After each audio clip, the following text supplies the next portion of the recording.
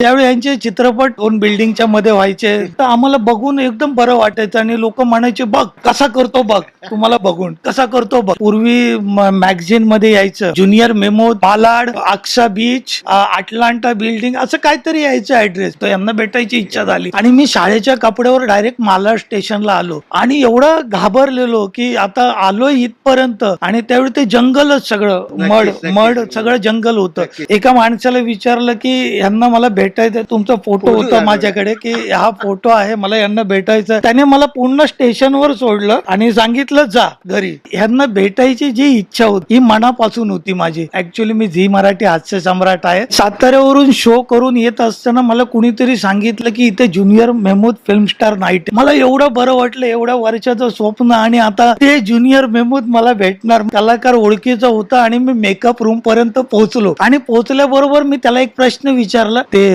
Junior Mehmood आलेत का? सांगितलं अजून आलेले नाहीयेत, ते येतील. आणि तुमची एंट्री लेट झाली आणि तुमच्या बरोबर असे 50-60 लोक आली आणि मी त्या गर्दी तुम्हाला ते शोधत होतो. त्यावेळी सगळेच हिंदीचे कलाकार होते. कार्यक्रमाचे जे आयोजक होते ते येऊन यांना म्हणाले मराठी कॉमेडी ऐकायची, कुणीतरी मराठी सांगा. आणि त्यावेळी हे गोंधळले, मराठी कोणच नाही कलाकार आमच्याकडे. आणि एवढ्यात एकाने सांगितलं की हे मराठी कलाकार आहे, माझ्याकडे एवढ्या गर्दीत मला भेटायला आले. प्रत्यक्षात ती व्यक्ती ज्याला मी एवढ्या वर्ष शोधत होतो ती व्यक्ती माझ्या समोर आहे. मलाच कळलं मी कॉमेडियन आहे म्हणून. आणि त्यांनी सांगितलं की अभी कपडा कैसे करोगे? मी बोललो आहे माझ्या बॅगेत, मी शो करून आलेलो. पटापट कपडा बदलो और तुम कैसे करते हो मालूम नहीं, सॉरी तुमची ऍक्टिंग करतो, तुम कैसा करते हो मालूम नहीं, फटाफट कपडा बदलो और 5 मिनिट 5 मिनिट करो, इसके ज्यादा नहीं. स्वतःला डोळे बंद करून म्हणालो, ज्या व्यक्तीची तू आतुरतेने वाट बघत होता त्या व्यक्तीने तुला 5 मिनिटं दिलेली आहेत. जर ह्या 5 मिनिटात तू जर